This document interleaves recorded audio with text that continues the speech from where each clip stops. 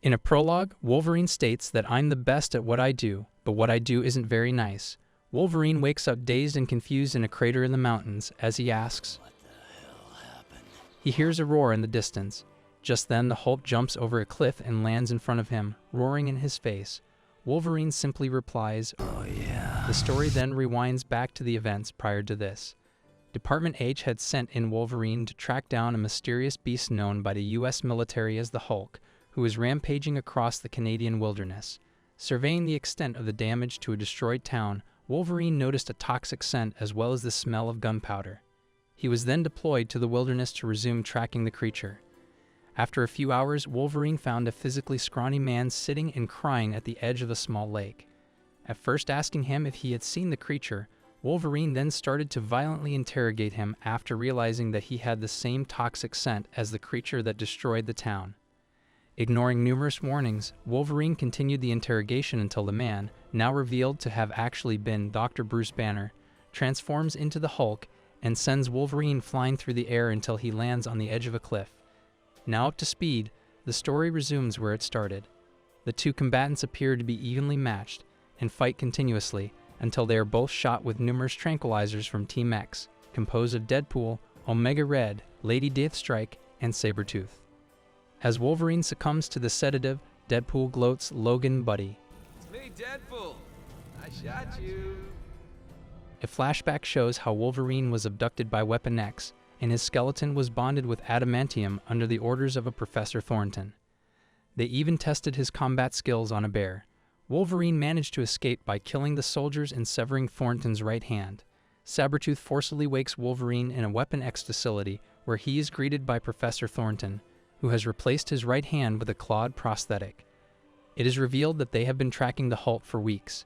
A flashback shows that Bruce Banner had only turned into the Hulk because they attacked him, and that while his battle caused massive property damage, the Hulk actively tried to save as many innocent bystanders as he could.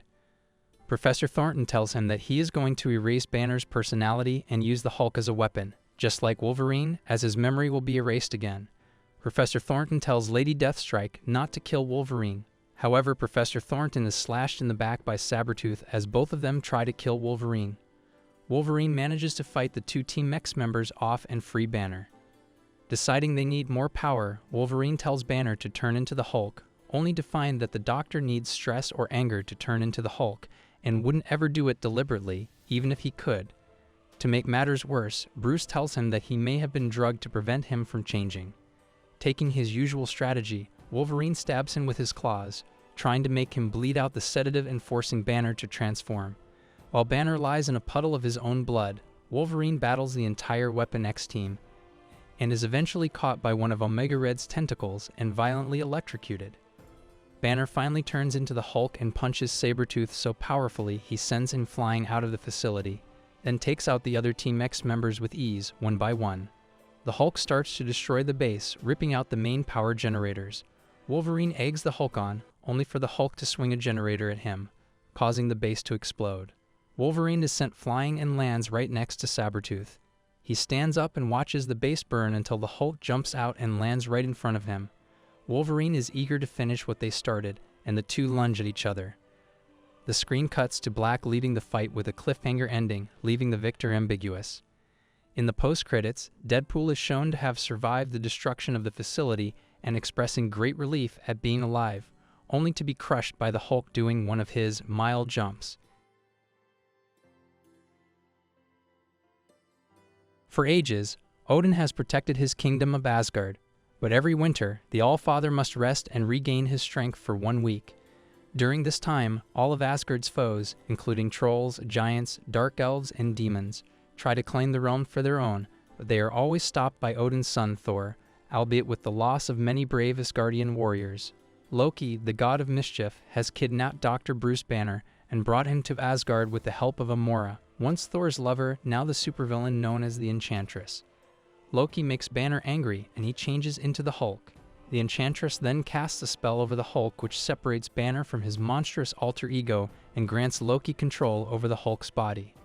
Hulk Loki arrives at the gates of Asgard and attacks the Warriors 3, Fandral, Hogun, and Volstagg, and other Asgardians.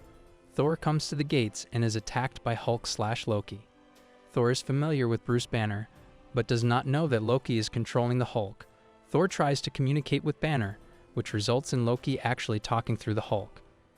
After a prolonged battle, Hulk Loki attempts to pick up Thor's hammer, Mjolnir, which is enchanted with a spell that renders it usable only to those it deems worthy.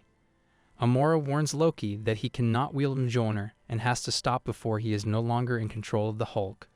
Loki, of course, does not listen and continues to attempt to lift the hammer via the Hulk's unimaginable strength. Mjolnir flies to Thor, who uses his powers to separate Loki from the Hulk. It works, but this proves to be a huge mistake. Without Banner's personality or Loki's control, the Hulk is an unstoppable living incarnation of pure rage, and he beats Thor nearly to death. Hela, the daughter of Loki and ruler of Hel, the underworld, attempts to claim Thor's soul but is stopped by the Enchantress. Amora refers to Thor as "my love" and kisses him, which revives the Thunder God. At first, Thor appears to intend to go back after the Hulk, but realizes another fight would only have the same result. To stop the Hulk, they must reunite him with Bruce Banner. Amora betrays Loki and gives Thor the location of where he is hiding. Thor arrives at Loki's hideout with the aid of the Enchantress, and they discover that Loki has murdered Banner after growing tired of Banner's warnings about the Hulk. Therefore, Amora has no way to send the Hulk back to Earth. Thor tells Amora that she must go to Sif, the woman Thor now loves, to aid and defend Odin. She reluctantly agrees, and Loki summons all of his evil forces to stop the Hulk, and Thor and Loki travel to Hel together. However, not even good and evil combined could halt the Hulk's advance, as he was beckoned by the light coming from Odin's chambers. Thor and Loki arrive in Hel, where they meet Hela, who at first refuses to bring Bruce Banner back, saying that once he is dead, his spirit is hers. Though Thor and Loki convince her to bring him back, since Bruce's spirit was split from the Hulk, she has an incomplete soul. Since his death, Banner is enjoying an afterlife in which his life is back to normal, living free from the Hulk. He is the husband to his true love, Betty Ross, and father to a boy named Bruce Jr. Soon, though, this vision ends when Hela brings him to her throne where Thor and Loki await. Thor says that Asgard needs his help, but Banner does not want to help and wishes to remain dead in his happy vision. Loki slyly manages to convince Hela to bring the Hulk to Hel so that she could have the complete being. She complies and teleports the Hulk to Hel, just as had reached Odin's slumbering form. Hulk attacks upon seeing Banner, and after another battle with Thor, who loses the fight even with Loki's help, Banner gets Hulk's attention, dropping Thor and Loki to charge him. When he comes in contact with Banner, they rejoin, and is teleported back to Earth by Hela, who considers him too dangerous to be kept, even in the underworld. However, due to the damage the Hulk had caused to her kingdom, she punishes Loki for it, but promises his stay won't be permanent given that she is his daughter. Odin finally awakens, and Sif and Thor kiss each other as Amora quietly leaves, deeply saddened. Odin holds a celebration that day for all of the Asgardians who triumphed over evil, and also gives his thanks to Bruce Banner, who is back on Earth. The final scene is of Banner walking alone down a barren highway.